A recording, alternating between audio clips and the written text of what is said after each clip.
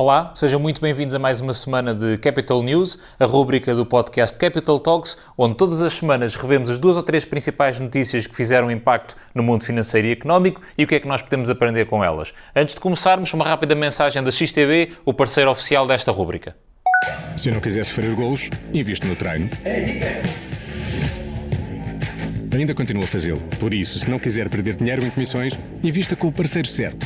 Investe em ações e ETFs com a XTB. Escolha a XTB e investe em ações com 0% de comissões.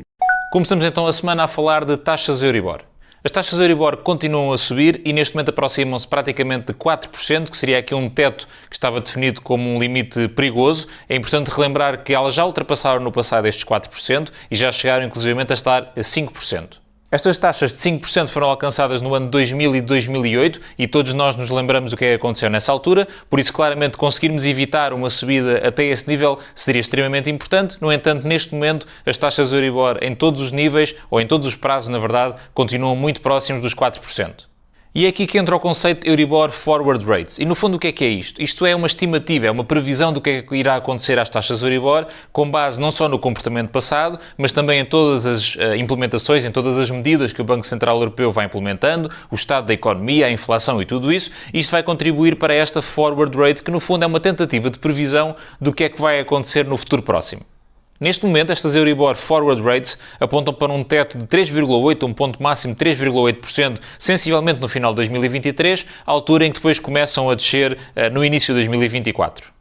Isto está alinhado também com um alívio na inflação que se tem sentido nos últimos meses, ou seja, claramente, e como temos vindo a falar, a subida das taxas Euribor é uma das formas, para não dizer a única, mas é uma das formas, ou a principal forma que o Banco Central Europeu tem de controlar a inflação, e então, basicamente, o que isto mostra é que está a funcionar. Ao dificultar o acesso ao crédito, dificulta-se o acesso ao dinheiro, reduz-se o consumo, contudo, obviamente, o de mal que também vem associado a isso, mas consegue-se o objetivo principal, que é reduzir a taxa de inflação, e isso está a funcionar.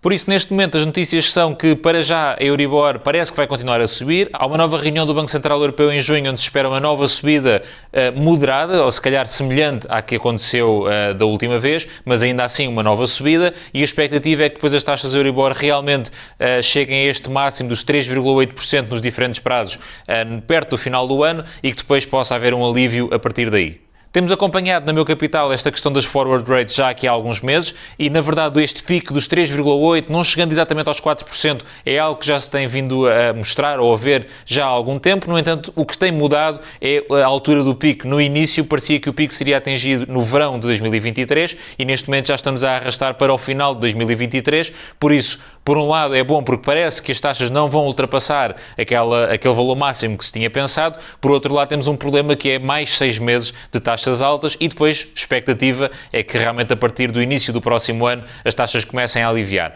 Neste momento nada indica que as taxas voltem a estar negativas ou minimamente próximo daquilo que eram há um ano, até porque na verdade taxas de juros negativas são completamente insustentáveis no longo prazo. No entanto, a perspectiva é que comece a baixar, que as coisas comecem a melhorar, a taxa de inflação também começa a baixar, que os PIBs, a economia comece a evoluir também e que depois acabe por estabilizar numa taxa que não será tão baixa como era há um ano, mas que ainda assim será bastante mais confortável do que aquela que vivemos atualmente.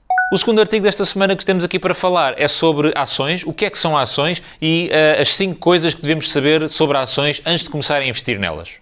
Em primeiro lugar, o que é uma ação? Uma ação é uma parte de uma empresa, ou seja, eu ser acionista, eu ter ações de uma determinada empresa, quer dizer que eu sou dono de uma parte da empresa, o que quer dizer que vou beneficiar do seu crescimento por ser exatamente dono de uma percentagem.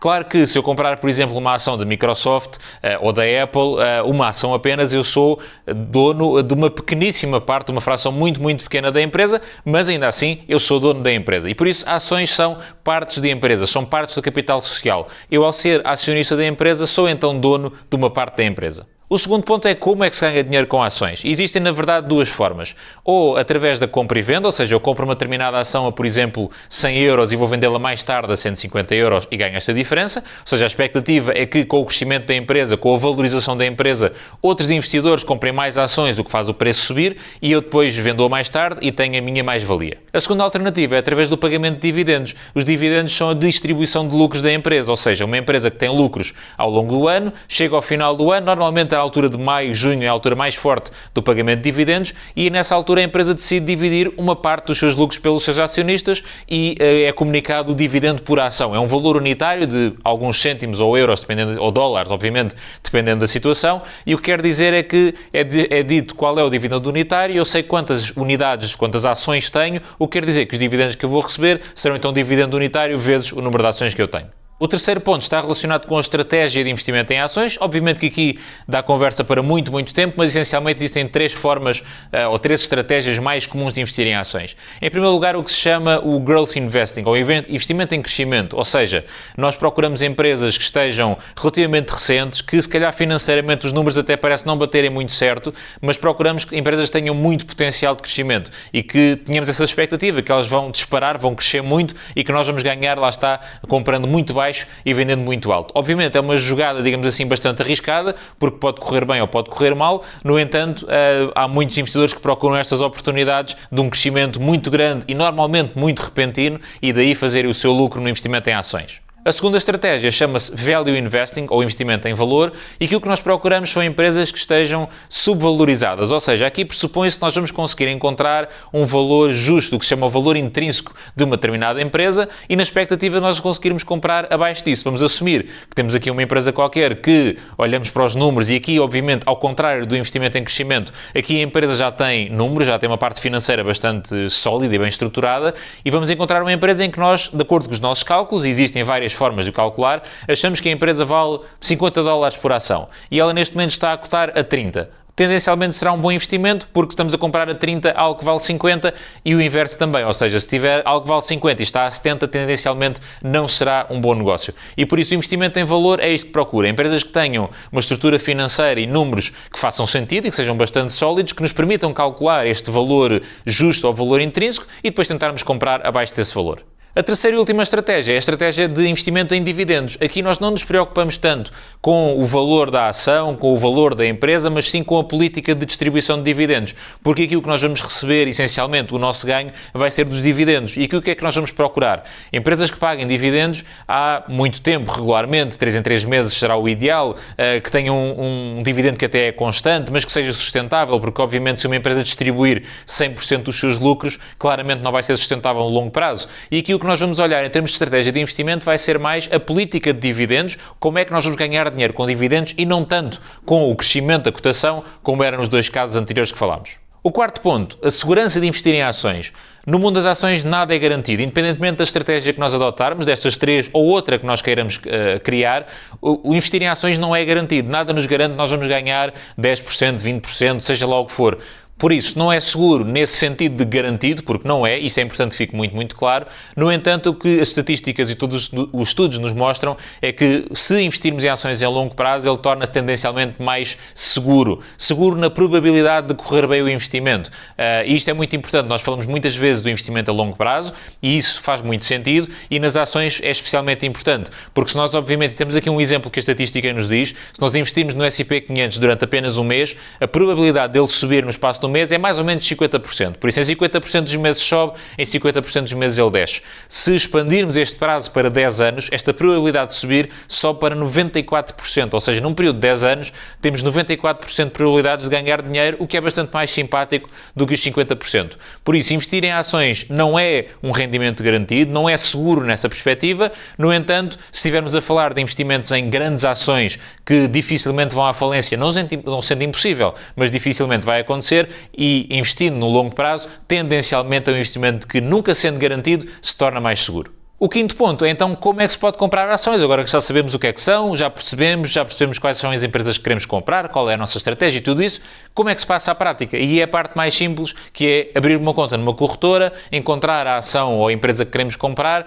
e chegar lá, temos lá um botão que diz comprar. Como falámos no início, a XTB é a parceira e patrocinadora desta rúbrica e neste momento permite, por exemplo, títulos fracionados, ou seja, é possível investir a partir de 10 euros. Normalmente o investimento mínimo é de uma ação, e se estivermos a falar de ações 100, 200, 300 euros, se calhar muitas pessoas não têm esse valor regularmente para investir, e na XTB é possível investir em títulos fracionados a partir de 10 euros. Por isso, abrir uma conta, por exemplo, na XTB, e aqui a nossa parceira, obviamente que será aqui uma boa sugestão, mas em qualquer outra também pode ser uma opção, abrir uma conta numa corretora e comprar o título que nós analisamos.